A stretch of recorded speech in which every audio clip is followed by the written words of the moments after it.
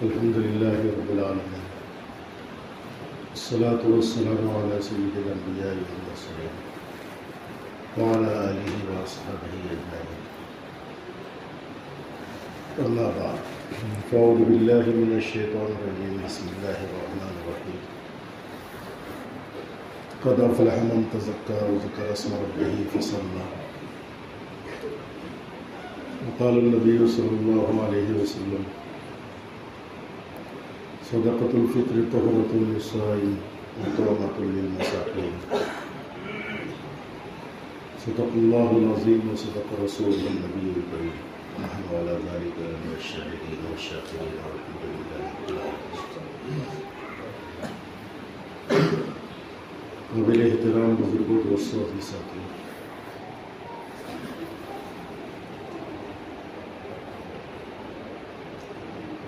رمضان المبارک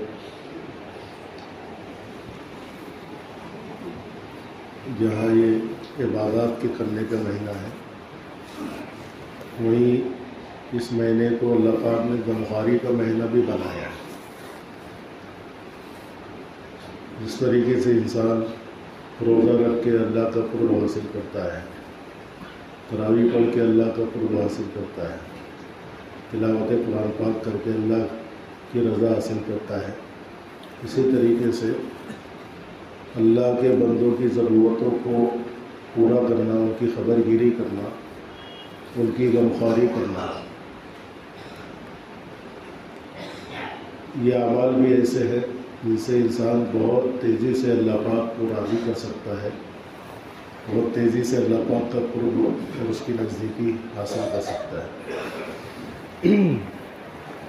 حدیث پاک نے اس کو شہر المواسات بھی کہا، مواسات کا مہینہ ہے۔ مواسات کہتے ہیں غمخواری کرنے کو، دوسروں کی تکلیفوں کو دور کرنا، ان کی ضرورتوں کو پوری کرنا، اس کو مواسات کہتے ہیں۔ تو حضرت شیخ نے جو پہلی حدیث فضائل رمضان میں نقل کی ہے حضرت سلمان رضی اللہ تعالیٰ عنہ کی، ایک لمبی حدیث ہے، اس کے اندر ایک حصہ ہے، ایک مضمون ہے کہ وہ شہر المواسات، کہ رمضان یہ مواسات کا مہینہ ہے۔ مواسات کہتے ہیں مساوات کو، برابری کو، یعنی امت کے اندر جو غریب اور مسکین اور نادار لوگ ہیں وہ بھی خوشیوں میں ہمارے برابر ہو جاوے۔ جی، اللہ کے نبی علیہ الصلوۃ والسلام رمضان کے آنے کے بعد جہاں پر اپنی عبادتوں کے انہماک کو بڑھا دیتے تھے، آپ کا عبادتوں میں انہماک بڑھ جاتا تھا، تلاوت میں انہماک بڑھ جاتا تھا، رات کی نمازوں میں آپ کا انہماک بڑھ جاتا تھا، نوافل میں کثرت ہو جاتی تھی۔ وہیں پر اللہ کے نبی علیہ الصلوۃ والسلام میں ایک تبدیلی یہ بھی آتی تھی کہ آپ علیہ الصلوۃ والسلام کی سخاوت بھی عام دنوں سے بڑھ جاتی تھی۔ اللہ کے نبی تو لوگوں میں سب سے زیادہ سخی تھے ہی ویسے ہی، لیکن حضرت عبداللہ ابن عباس رضی اللہ تعالیٰ عنہ کی روایت ہے بخاری شریف میں کہ رمضان کی ہر رات میں حضرت جبرائیل علیہ الصلوۃ والسلام اللہ کے نبی علیہ الصلوۃ والسلام سے ملنے آتے تھے، ملاقات کرتے تھے، اور اللہ کے نبی علیہ الصلوۃ والسلام ان کو قرآن پاک کا دور سناتے تھے۔ اللہ کے نبی سناتے تھے، حضرت جبرائیل علیہ الصلوۃ والسلام سنتے تھے۔ یہ روزانہ کا معمول تھا رمضان میں۔ اور آگے آتا ہے کہ جن ایام میں حضرت جبرائیل علیہ الصلوۃ والسلام آپ سے ملاقات کے لیے آتے تھے تو اللہ کے نبی علیہ الصلوۃ والسلام کی سخاوت تیز تیز ہواؤں سے زیادہ بڑھ جاتی تھی۔ وَقَانَ أَجْوَدُ فِي رَمَضَانَ وَقَانَ أَجْوَدُ مَا يَكُونُ فِي رَمَضَانَ كَالرِّيحِ الْمُرْسَلَةِ۔ حضرت عبداللہ ابن عباس نے آپ کی سخاوت کو تشبیہ دی ہے کہ آپ کی سخاوت تیز تیز ہواؤں کی طرح ہو جاتی تھی، بڑھ جاتی تھی، اتنی سخاوت کرتے تھے، اتنی تیزی کے ساتھ جتنا کہ تیز ہوا چلتی ہے، یعنی بے دریک سخاوت کرتے تھے۔ جس طرح ہوا چلتی ہے تو رکتی نہیں ہے، چلتی ہی جاتی ہے، کوئی چیز اس کو روک نہیں سکتی، ہوا کو کوئی چیز روک نہیں سکتی، معمولی گنجائش میں بھی ہوا پار ہو جاتی ہے جی۔ تو اسی طریقے سے آپ کی سخاوت روکتی نہیں تھی، کوئی چیز آپ کی سخاوت کو روکتی نہیں تھی، تیز ہوا کی طرح آپ کی سخاوت ہوا کرتی جی۔ اور آپ علیہ السلام کی اتباع میں صحابہ کرام بھی رمضان میں انفاق کو اپنے اعمال کا حصہ بنایا تھا۔ انفاق یعنی لوگوں کی ضرورتوں کو پورا کرنا، خرچ کرنا، اور ہمارے اسلاف میں بھی اس کا معمول ملتا ہے۔ صرف وہ یہ نہیں ہے کہ قرآن پاک کثرت کے ساتھ ختم کیا کرتے تھے اور عبادت کیا کرتے تھے، بلکہ اللہ کے بندوں کی خبرگیری بھی کیا کرتے تھے۔ ہمارے اسلاف و کابرین کا حال ملتا ہے۔ جو مالدار تھے وہ اپنی مالداری کے اعتبار سے، اپنی حیثیت سے اس مہینے کے اندر جو ہے لوگوں پر خرچ کرتے تھے، لیکن جو مالدار نہیں تھے، جن کو اللہ پاک نے زیادہ مال نہیں دیا ہے، وہ بھی خرچ کرنے کو ایک عمل سمجھتے تھے۔ وہ یہ نہیں سمجھتے تھے کہ خرچ کرنے والا عمل مالداروں کے لیے ہے اور ہم چونکہ خرچ نہیں کر سکتے اس لیے ہم صرف تلاوت کریں، نماز پڑھیں، ایسی عبادت کریں جس میں مال نہیں لگتا، نہیں، بلکہ وہ لوگ اپنی ضرورت کی چیزیں جو ہوتی تھی اس کو جو ہے ایثار کر کے اس کو دوسروں کو دے دیتے تھے۔ اس طریقے سے وہ انفاق والے عمل کو انجام دیا کرتے تھے۔ اللہ کے راستے میں خرچ کرنے کے لیے جب زائد ان کے پاس کچھ نہیں ہوتا تھا تو اپنے کھانے پینے کی چیزیں اور اپنی ضرورت کے لیے رکھی ہوئی چیزوں کو اٹھا کر دے دیتے تھے، اور خود اپنی ضرورت کو پوری نہیں کرتے تھے، خود بھوکا رہتے تھے، خود پیاسے رہتے تھے۔ ایسے کئی واقعات ملتے ہیں حضرات صحابہ کرام میں بھی، اور آپ کے بعد تابعین، تابعین میں بھی کتابوں کے اندر واقعات بھرے پڑے ہیں کہ مال والے مال کے اعتبار، اپنی حیثیت کے اعتبار سے، اور جو مالدار نہیں تھے وہ ایثار کے ساتھ، قربانی کے ساتھ، یعنی اپنی ضرورتیں قربان کر کے لوگوں کی ضرورتوں کو پورا کیا۔ اس کی مشق کرایا ہے زکوٰۃ کے ذریعے سے کہ زکوٰۃ بھی انسان دیتا ہے لوگوں کی ضرورتیں پورا کرنے کے لیے، اور ایک عمل ہے صدقہ فطر کا جی۔ اس کی بھی یہی حکمت ہے، حدیث پاک میں کہا گیا ہے کہ صدقہ فطر کی حکمتیں بیان فرمائی گئی۔ صدقہ فطر واجبات اسلام میں سے کچھ چیزیں فرائض میں سے ہیں۔ صدقہ فطر جو ہے یہ واجب ہے صاحب نصاب پر۔ حدیث پاک میں اس کی دو مصلحتیں بتائی گئی، دو حکمتیں۔ صدقۃ الفطر طہرۃ للصائم، کہ صدقہ فطر یہ روزے دار کو پاک کر دیتا ہے۔ صدقہ فطر یہ روزے دار کو پاک کرنے والا عمل ہے، طہرۃ للصائم، روزے دار کی تطہیر کر دیتا ہے، روزے دار کو پاک کر دیتا ہے۔ وطعمۃ للمساکین، دوسری حکمت بتائی کہ اس کے ذریعے غریبوں کی چارہ جوئی ہو جاتی ہے، غریبوں کی چارہ جوئی ہو جاتی ہے، ان کی ضرورت پوری ہو جاتی ہے۔ یہ دو حکمتیں حدیث میں بتائی گئی۔ طہرۃ للصائم، انسان جب روزہ رکھتا ہے تو کبھی کبھی روزے کے تقاضوں کے خلاف بہت ساری باتیں اس سے ہو جاتی ہیں۔ کبھی آنکھ کا غلط استعمال ہو جاتا ہے، کبھی زبان کا غلط استعمال ہو جاتا ہے، کبھی کان کا غلط استعمال ہو جاتا ہے جی۔ حضرت جابر رضی اللہ تعالیٰ عنہ فرماتے ہیں کہ اذا صمت فلیصم سمعک، کہ جب آپ روزہ رکھو، جب آپ کا روزہ ہو تو آپ کے کان کا بھی روزہ ہونا چاہیے، آپ کی آنکھ کا بھی روزہ ہونا چاہیے، آپ کی زبان کا بھی روزہ ہونا چاہیے جی۔ تو آنکھ کا، کان کا، زبان کا بھی روزہ ہے، اور زبان کی تکلیف سے اپنے خادموں کو بچانا چاہیے، غیبت سے اور جھوٹ سے اپنی زبان کو بچانا چاہیے جی۔ اور یوں فرمایا کہ آپ کا روزے کا دن اور دوسرا دن یہ برابر نہیں ہونا چاہیے، ایک جیسا نہیں ہونا چاہیے۔ روزے کے دن میں انسان میں وقار اور سکون ہونا چاہیے کہ انسان وہ کوئی آدمی دیکھے تو سمجھ جائے کہ اس کی حالت بدلی ہوئی ہے، اس کی سنجیدگی کو دیکھ کر سمجھ جائے کہ نہیں یہ روزے دار ہے، اس کی حرکتوں کو دیکھ کر سمجھ جانا چاہیے کہ یہ روزے دار ہے جی۔ حضرت جابر کہتے ہیں کہ تمہارا روزے والا دن اور بغیر روزے والا دن ایک جیسا نہیں ہونا چاہیے، روزے والا دن ممتاز ہونا چاہیے، دیکھ کر سمجھ جائے کوئی جی۔ تمہارے اوپر وقار ہونا چاہیے، سکینت ہونا چاہیے تو کبھی کبھی روزے کے اندر ہر انسان سے ان چیزوں کا نبھا نہیں ہو سکتا ہے. آگ غلط استعمال ہو جاتی ہے روزے کے تقاضے کے خلاف زبان. تو یہ جو تھوڑی کمزوریاں آ جاتی ہیں روزے دار کے اندر. تو حدیث پاک میں آتا ہے کہ جب انسان صدقہ فطر و اہتمام کے ساتھ دیتا ہے تو یہ ساری کمیوں کی تلافی ہو جاتی ہے. صدقہ فطر تحفۃ للصائم، جو کمی کوتاہی روزے دار کے اندر رہ جاتی ہے اس روزے دار کی کمی کوتاہی کی تلافی کر دیتا ہے، بھرپائی کر دیتا ہے، اس کو لیول کر دیتا ہے. تحفۃ للصائم.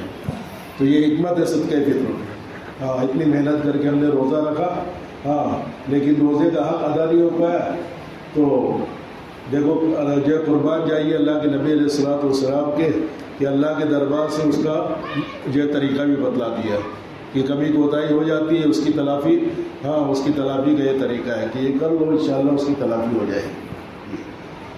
اور دوسری حکمت بتائے گی وہ تو مطعمۃ للمساکین. صدقہ فطر کیا ہے کہ اس سے غریبوں کے چارہ پانی کا انتظام ہو جاتا ہے. حدیث پاک میں آتا ہے کہ تم ان کو عید الفطر ہو جیسے عید کے دن، عید کی خوشی بھرے دن، خوشیوں والے دن میں ان کو گلیوں کا چکر لگانے سے بے نیاز کر دو. یعنی ان کو عید کے دن سے پہلے صدقہ فطر کے نام پر کچھ رقم پہنچا دو، ان کی ضرورتوں کی چیز پہنچا دو، تاکہ ایسا نہ ہو کہ تم تو اپنے گھروں میں اپنے اہل و عیال بیوی بچوں کے ساتھ یہ شیر خرما کے مزے اڑا رہے ہو اور خوشیاں لوٹ رہے ہو، اور تمہارا غریب بھائی، غریب مسلمان بھائی یہ اپنی ضرورت کے لیے بھیک مانگتے پھر رہو گلیوں میں. تو حدیث پاک میں ہے کہ اغنوہم عن المسألۃ فی ھذا اليوم. عید جیسے خوشیوں بھرے دن میں ان کو ہاتھ پھیلانے سے بے نیاز کرو. تو عید کی نماز کے لیے جانے سے پہلے یا عید کے دن سے پہلے کب تک؟ شروع رمضان تک، ایک رمضان سے لے کے پورا آخر عید کی نماز کے لیے جانے سے پہلے تک غریبوں کو ان کی ضرورت کا سامان کر دو صدقہ فطر کے عنوان سے، دوسرے عنوانات سے، ہے نا، تاکہ وہ بھی ہمارے ساتھ خوشیوں میں برابر ہو جائے، شریک ہو جائے. کیونکہ مواسات کا معنی ہے یعنی مساوات کا، کہ ہماری خوشیوں میں وہ بھی ہمارے برابر ہو جائے، خوشی منانے میں وہ بھی ہمارے ساتھ شریک ہو جائے. جی، تو یہ دو حکمتیں بتائی گئی. ایک تو یہ کہ روزے دار کی کمی کوتاہی کی تلافی ہو جاتی ہے، اور دوسرا غریبوں کی چارہ جوئی ہو جاتی ہے صدقہ فطر کے ذریعے سے. اس لیے بہت اہتمام کے ساتھ یہ رمضان کا ایک عمل ہے، اس کو کرنا چاہیے. اور عید کے دن سے پہلے جو ہے غریبوں کی ضرورتوں کا تفقد کر کے، خبر گیری کر کے ان کو بہت ضرورت مند ہے. ہمارا شہر اتنا بھرا پورا دکھائی دیتا ہے، لیکن یقین مانیے اگر ہم تلاش کریں گے، ہمارے گرد و پیش میں جو جائزہ لیں گے، نظر دوڑائیں گے، نکل کے دیکھیں گے تو بہت ضرورت مند ہے. بہت لوگ اپنی ضرورتوں سے پریشان ہیں. کچھ لوگ ایسے ہیں جو اپنی ضرورت کو ظاہر نہیں کرتے، اس لیے کہ عزت نفس ہوتی ہے ان کی بھی ایک انا ہوتی ہے، عزت نفس ہوتی ہے، جس کی وجہ سے وہ اپنی ضرورتوں کو ظاہر نہیں کر پاتے. جی، کتنے واقعات، کتنے حادثات ایسے سامنے آتے ہیں.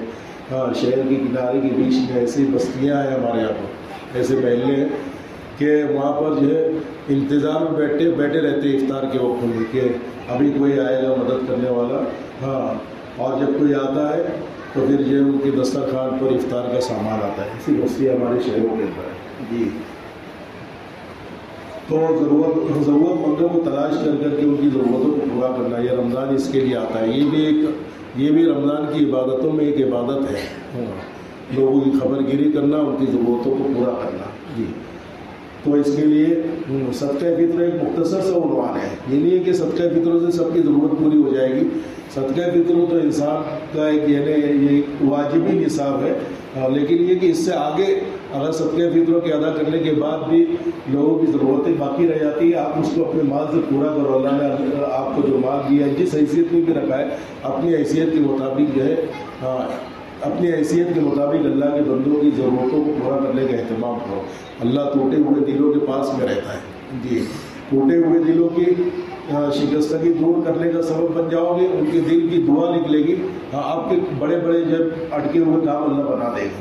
جی، اللہ پاک کہتا ہے کہ میں ان لوگوں کے دلوں کے پاس میں رہتا ہوں جن کے دل ٹوٹے ہوئے ہوتے ہیں، جو اپنی ضرورتوں سے ٹوٹے ہوئے، اپنے ذریعے معاش سے ٹوٹے ہوئے، اپنی غربت سے ٹوٹے ہوئے، ایسے لوگ جن کے دل ٹوٹے ہوئے، ہاں ان کے دلوں کے پاس میں خدا کو تلاش کریں۔ جی ہاں، اس لیے صدقہ فطر اس کا ایک چھوٹا سی عنوان ہے، صدقہ فطر بہت مختصر ہے۔ ہاں، حدیث پاک میں آتا ہے، حدیث پاک میں صدقہ فطروں کی ادائیگی کچھ چیزوں کے ذریعے سے فرمائی گئی ہے، 4 چیزوں کے ذریعے سے۔ ہاں، 2.25 کلو گیہوں کے ذریعے سے، یا 3.5 کلو جو کے ذریعے سے، یا 3.5 کلو کھجور کے ذریعے سے، یا 3.5 کلو کشمش کے ذریعے سے۔ جی سمجھ میں آ رہا ہے؟ ہم لوگ ماشاءاللہ جو ہے بہت اہتمام کے ساتھ تو کرتے ہیں، کچھ لوگ جو بھی کرتے ہیں صدقہ فطروں کی ادائیگی گیہوں کے ساتھ کرتے ہیں، لیکن اللہ نے حیثیت دی ہے تو اور مہنگی جو چیزیں ہیں، اللہ کے نبی صلی اللہ علیہ وسلم کے زمانے میں تو یہ 4 چیزوں کی قیمتیں تقریباً برابر تھیں، بعد میں ان میں فرق پیدا ہوا، اوپر نیچے ہوگی۔ جی تو غریب کا جس میں زیادہ سے زیادہ فائدہ ہو اس چیز کے ذریعے سے ادا کرنا چاہیے۔ اپنی حیثیت دیکھے انسان، ہاں کچھ لوگ گیہوں کی حیثیت کے ہے تو گیہوں کی حیثیت سے ادا کریں، ہاں کچھ لوگ اس سے اوپر والی جنس کی حیثیت رکھتے ہیں تو جو کے ذریعے سے ادا کر سکتے ہیں۔ اللہ نے اتنا نوازا ہے، اللہ کی نعمتوں کی فراوانی ہے۔ ہاں کچھ لوگ کھجور کے ذریعے سے ادا کر سکتے ہیں، کچھ لوگ کشمش کے ذریعے سے ادا کر سکتے ہیں۔ ہاں، یا تو درمیانی درجے کی کشمش ہو، یا ہلکے درجے کی کشمش ہو، یا اونچے درجے کی کشمش ہو۔ ہاں 3.5 کلو کشمش کے ذریعے سے، صرف گیہوں 2.25 کلو ہے، باقی آگے کی 3 چیزیں ہیں، کھجور، جو اور کشمش، یہ اس کا ڈبل ہے، 2.25 کلو کا ڈبل یعنی 3.5 کلو۔ گیہوں صرف 2.25 کلو ہے، باقی دوسری چیزیں 3.5 کلو ہے۔ تو آپ اس کے ذریعے سے بھی ادا کرنے کا اہتمام کر سکتے ہیں۔ اگر اللہ پاک نے حیثیت دیا ہے تو اپنی حیثیت کو گیہوں سے آگے بڑھ کر جو استعمال کریں۔ جی ان کی قیمت بھی دے سکتے ہیں، یہ چیز نہیں دے سکتے ہیں، ہاں بلکہ علماء نے کہا ہے کہ قیمت دینا ہی زیادہ افضل ہے، اس لیے کہ لوگوں کی ضرورتیں الگ الگ ہوتی ہیں، اور ایک مستحق آدمی پیسے کے ذریعے سے اپنی ضرورت کو پوری کر سکتا ہے، اس کی جو بھی ضرورت ہے وہ جانتا ہے۔ ہو سکتا ہے کہ اس کو گیہوں کی ضرورت نہ ہو، کشمش کی ضرورت نہ ہو، کھجور کی ضرورت نہ ہو۔ جی تو آپ رقم دیں گے تو براہ راست رقم سے اپنی ضرورت کی چیز خرید سکتا ہے، اس لیے علماء کہتے ہیں کہ قیمت دینا افضل ہے، بہتر ہے۔ گیہوں کے بجائے گیہوں کی قیمت، کشمش کی بجائے کشمش کی قیمت گیہوں دے دیں تاکہ وہ احسن طریقے سے اپنی ضرورتوں کو، بہتر طریقے سے اپنی ضرورت کو پورا کر سکے۔ جی صدقہ فطر، کچھ لوگ سمجھتے ہیں کہ جو لوگ زکوٰۃ دیتے ہیں، یعنی جن کے اوپر زکوٰۃ واجب ہے وہی صدقہ فطر انہی کے اوپر واجب ہے، ایسا نہیں ہے۔ ہاں زکوٰۃ اور صدقہ فطر کی نصاب میں 2-3 فرق ہے، اس کو سمجھ لینا چاہیے۔ بہت سارے لوگ کے اوپر زکوٰۃ فرض ہونی ہوتی ہے لیکن صدقہ فطر واجب ہوتا ہے، صدقہ فطر ادا کرنا ان کے ذمہ ضروری ہوتا ہے۔ جی یہ نہیں سمجھنا چاہیے کہ مجھ پر زکوٰۃ واجب نہیں ہے تو صدقہ فطر بھی واجب ہے۔ بہت سارے لوگ زکوٰۃ ان کے اوپر واجب نہیں ہوتی، حالانکہ نصاب کی مقدار دونوں کی ایک ہے، 7.5 تولہ سونا یا 52 تولہ چاندی یا اس کی قیمت۔ زکوٰۃ کا بھی وہی نصاب ہے اور صدقہ فطر کا بھی وہی نصاب ہے، لیکن زکوٰۃ میں اس کی شرائط سخت ہے، اس لیے، اور صدقہ فطروں میں اس میں کچھ نرم شرائط ہے، ہلکی شرائط ہے، جس کی وجہ سے جن کے اوپر زکوٰۃ واجب نہیں ہے ان کے اوپر بھی جو ہے وہ شرائط نرم ہونے کی وجہ سے صدقہ فطر واجب ہوتا ہے۔ جیسا کہ 52 تولہ چاندی کی قیمت سال بھر تک رہنا ضروری ہے زکوٰۃ کے لیے، اس کا نصاب سال ختم ہوگا جب، لیکن صدقہ فطر میں ایسا نہیں ہے۔ صدقہ فطر میں عید کے دن صبح صادق کے وقت اگر آپ کے پاس نصاب ہے 52 تولہ چاندی کی قیمت، اس سے پہلے صبح صادق سے پہلے عید کے دن صبح صادق سے پہلے مال نہیں تھا، صبح صادق سے پہلے آ گیا اور صبح صادق کے وقت وہ مال موجود تھا، اس کے بعد ختم ہو گیا، آپ کے اوپر صدقہ فطر دینا واجب۔ بس اتنی دیر مال آپ کی ملکیت میں رہنا ضروری ہے، آپ کے ہاتھ میں کتنی دیر؟ عید کے دن جب صبح طلوع ہو، عید کا دن جب نکلے، بس اس لمحے میں آپ کے پاس اتنی دیر بھی مال ہے تو صدقہ فطر واجب، سمجھ رہے ہیں؟ اور زکوٰۃ کے لیے مال 52 تولہ چاندی کی قیمت آنے کے بعد 1 سال ہوگا جب واجب ہوگا، اور اس میں عید کا دن 1 لمحہ بھی اگر اتنا مال ہے تو واجب۔ تو یہ اس کے اندر شرائط جو ہے اتنی زیادہ سخت نہیں۔ جی اسی طریقے سے زکوٰۃ کے اندر ضرورت کی چیزیں اور استعمال کی چیزیں جو ضرورت سے زائد ہوتی ہیں. ایک گاڑی استعمال کرنے کی ضرورت ہے, 2-4 گاڑی انسان خرید کے رکھا ہے, ہاں 3-4 کپڑوں میں سال پورا ہو جائے گا, اس کا سال کا گزران ہو جائے گا, ہاں 20-25 کپڑے رکھا ہے. تو زکوٰۃ میں جو زائد کپڑے ہیں, زائد ضرورت کی چیزیں ہیں, زائد گاڑیاں ہیں, اس کو زکوٰۃ کے نصاب میں شمار نہیں کیا جاتا, لیکن صدقہ فطر میں اس کو بھی شمار کریں گے. صرف ضرورت کی چیز چھوڑ دیں گے, 3-4 کپڑے سال کے چھوڑ دیں گے, اس کے اوپر جو ایکسٹرا کپڑے آپ کے رکھے ہوئے ہیں نا, ہاں وہ جو ہے اس کی قیمت کو زکوٰۃ کی صدقہ فطر کے نصاب میں جوڑیں گے. ایک گاڑی سے ضرورت پوری ہو جاتی ہے, 2 گاڑی ہے, 3 گاڑی ہے, تو ایک سے زائد جو ضرورت کی چیزیں ہیں اس کو فطرے کے نصاب میں موجیں گے. اس کو جو ہے زکوٰۃ کے نصاب میں نہیں موجیں گے, لیکن فطرے کے نصاب میں. زکوٰۃ کے نصاب میں ضرورت کی چیزیں ضرورت سے زائد کتنی بھی ہو جائیں, جب تک وہ تجارت کے لیے نہیں ہے, ہاں جب تک وہ اس کو زکوٰۃ کے نصاب میں نہیں جوڑیں گے. لیکن صدقہ فطروں میں ہاں ضرورت سے زائد چیزوں کو جوڑیں گے. جی. اور تیسری چیز یہ ہے کہ نابالغ و پاگل اگر نصاب کا مالک ہے تو زکوٰۃ اس کے اوپر یہ واجب نہیں ہوتی ہے, لیکن صدقہ فطر ان پر بھی واجب ہوتا ہے. اگر کوئی چھوٹا بچہ یہ کم دماغ پاگل شخص ہے, لیکن اس کی ملکیت میں نصاب کے برابر مال ہے, نصاب کے مطابق مال ہے, تو صدقہ فطر اس کے اوپر بھی واجب ہوتا ہے. یہ 3 فرق ہے, سال کا گزرنا نہیں گزرنا, ہاں, اور دوسرا جو ہے ہاں ضرورت سے زائد چیزیں, ہاں اس کو نصاب میں شامل کیا جائے گا یا نہیں کیا جائے گا, اور نابالغ اور مجنون, ہے نا. تو یہ 3 فرق ہے. تو صدقہ فطر بہت سارے ایسے لوگوں کو بھی دینا واجب ہوتا ہے, ان کے اوپر بھی ادا کرنا واجب ہوتا ہے جو زکوٰۃ نہیں دیتے. جی, یہ نہیں سمجھنا چاہیے کہ زکوٰۃ نہیں تو صدقہ فطر بھی نہیں. جی. اور اسی طریقے سے جس نے روزہ رکھا ہے وہی صدقہ فطر ادا کرے, ایسا بھی نہیں ہے. اگر کسی مجبوری کی وجہ سے روزہ نہیں رکھا ہے یا جان بوجھ کر بھی روزہ چھوڑ دیا نعوذ باللہ, تب بھی صدقہ فطر اپنی جگہ پر واجب ہے. یہ نہیں کہ مفتی صاحب نے حدیث بتائے تھے کہ روزے دار کے روزہ رکھنے میں جو کمی کوتاہی رہ جاتی ہے اس کی تلافی کے لیے صدقہ فطر ہے, تو میں تو روزہ رکھا ہی نہیں تو مجھے کیا ضرورت, جب رکھے ہی نہیں تو کوئی اس کے اندر تلافی کی ضرورت ہی نہیں. ایسا نہیں ہے, وہ حکمت ہے, حکمت کے اوپر حکم کا دار و مدار نہیں ہوتا ہے. وہ مصلحتیں ہیں, ہاں آپ روزہ رکھے ہو یا نہ رکھے ہو, لیکن صدقہ فطر اگر صاحب نصاب ہے تو واجب ہے.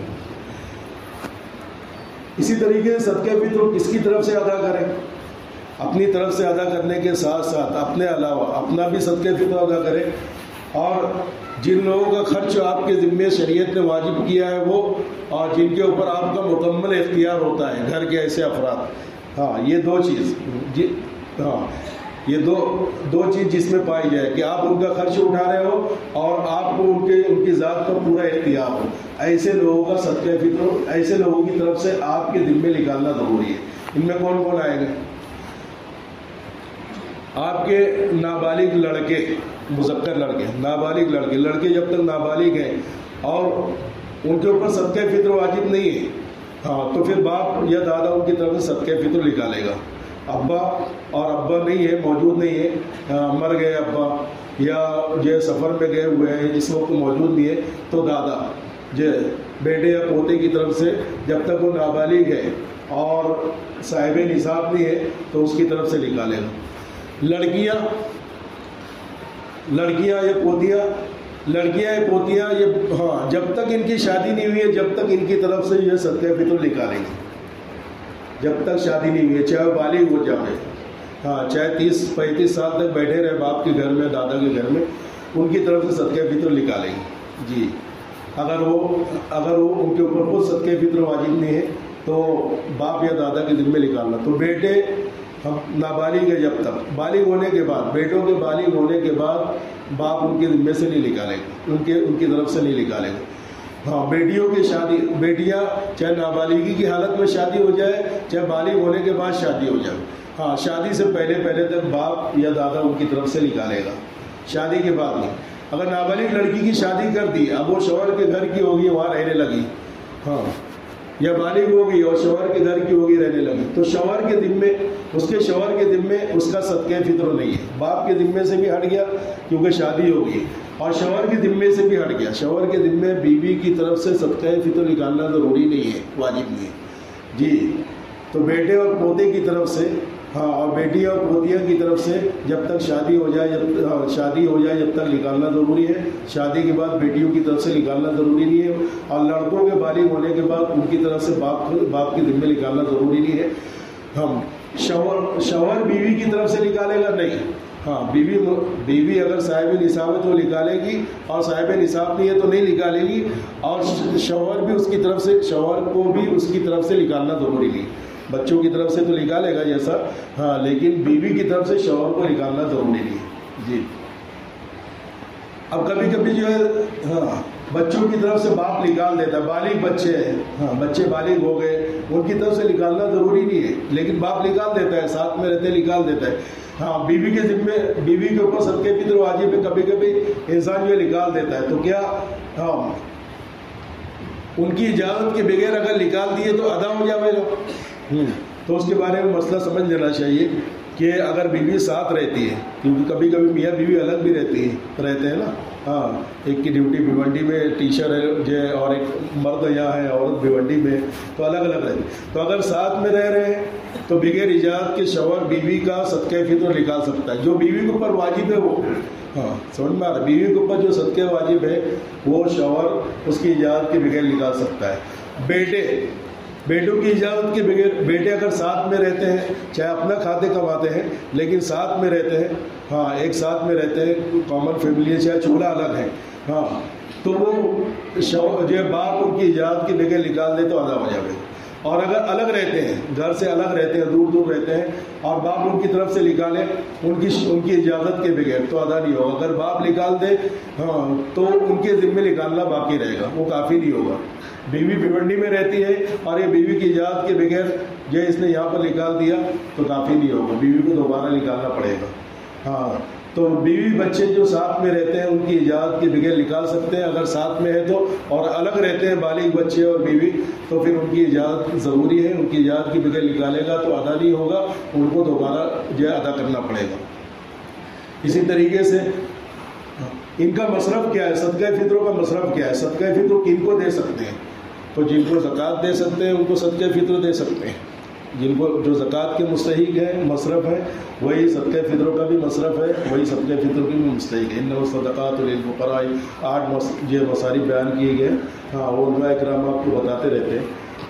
لیکن جو مستحق رشتہ دار ہیں، مستحق رشتہ داروں میں سے کن رشتہ داروں کو زکوٰۃ اور صدقہ فطر دے سکتے ہیں اور کن رشتہ داروں کو نہیں دے سکتے ہیں؟ جی، چونکہ زکوٰۃ اور صدقات اور ضرورتوں کو پورا کرنا، یہ رشتہ داروں کو دینے میں ڈبل فائدہ ہے. ایک تو یہ کہ آپ نے رشتہ داری کو جوڑا ہے، اس سے بھی اللہ پاک خوش ہوں گے، اور ایک اللہ کے حکم کو پورا کیا ہے، زکوٰۃ دیا ہے، صدقہ دیا ہے، اس سے بھی.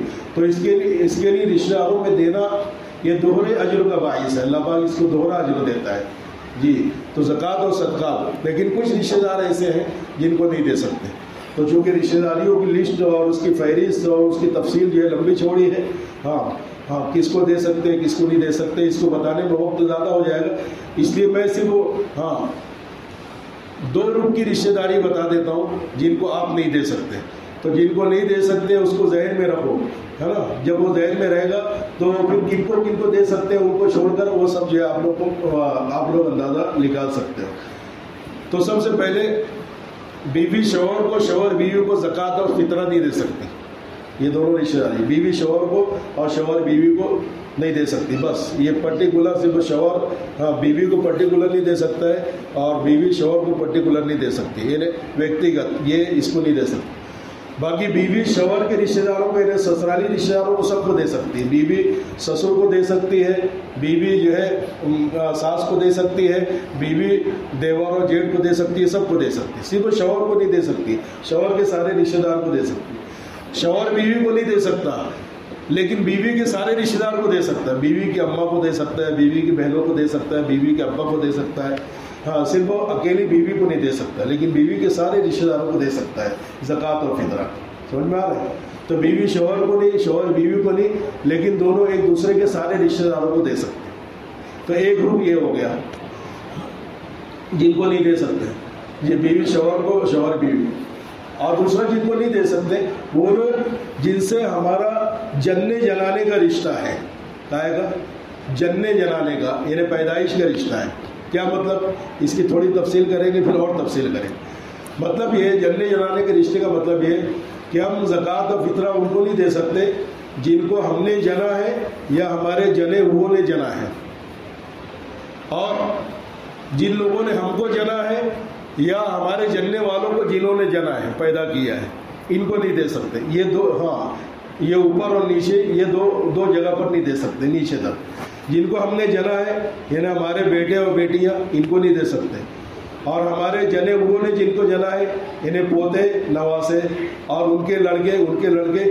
ہاں یہ جننے کا سلسلہ آگے تک جہاں تک بھی پہنچ جائے، ہاں قیامت تک آخری آنے والا، ہاں اس سلسلے میں پیدا ہونے والا، ہمارے سلسلے سے ہمارے پیدا ہوئے نے جن کو پیدا کیا ہے، یہ سلسلہ ان کو نہیں دے سکتے.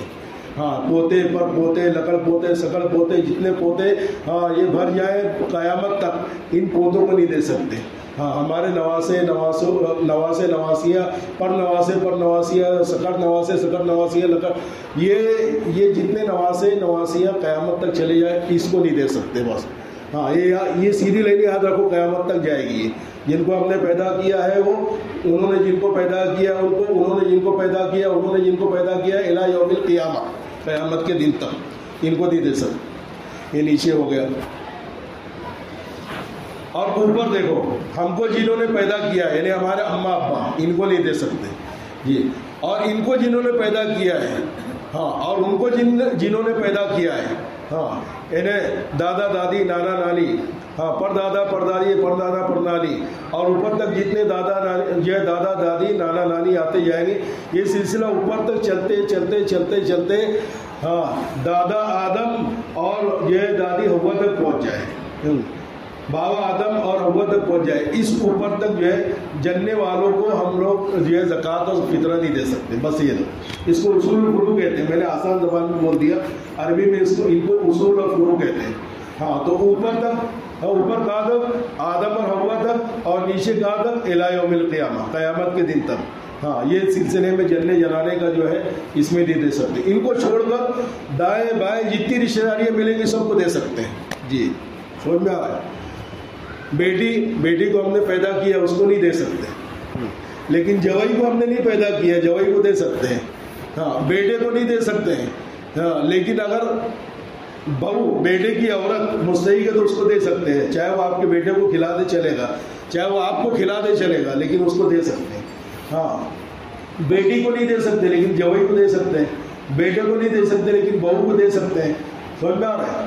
ہاں بھائی بہنوں کو دے سکتے ہیں، بھائی بہنوں کی اولادوں کو دے سکتے ہیں. سمجھ میں آ رہا ہے؟ اماں کو نہیں دے سکتے لیکن اماں کی بہنوں کو دے سکتے ہیں، اماں کے بھائیوں کو دے سکتے ہیں. ابا کو نہیں دے سکتے لیکن سائڈ میں جو ابا کے بھائی ہے، بہن ہے، انہیں بوا جو ہے، چچا ہے، ان کو دے سکتے ہیں، کیونکہ ان سے ہمارا جننے جنانے کا رشتہ نہیں ہے. جی سمجھ میں آ رہا ہے؟ تو یہ یاد رکھو کہ جن کو ہم نے جنا ہے اور ہمارے جنموں نے جن کو جنا ہے، اور جنہوں نے ہم کو جنا ہے اور ہمارے جننے والوں کو جنہوں نے جنا ہے، ان کو زکوٰۃ اور فطرہ نہیں دے سکتے ہیں. اور میاں بیوی ایک دوسرے کو زکوٰۃ اور فطرہ نہیں دے سکتے. اس کے علاوہ جتنی رشتہ داری ہے سب میں دے سکتے ہیں. اگر وہ مستحق ہے، غریب ہے، فقیر ہے، ہاں مسکین ہے، تو ان کو جو دے سکتے ہیں. ہاں اللہ پاک جو ہمارے اعمال قبول فرمائے. چند ایام باقی ہے جو گنے چنے رمضان کے. اللہ پاک جو ہے ہاں جہنم کے قیدیوں کو آزاد کرتے ہیں ہر روز 10 لاکھ افطار کے وقت میں.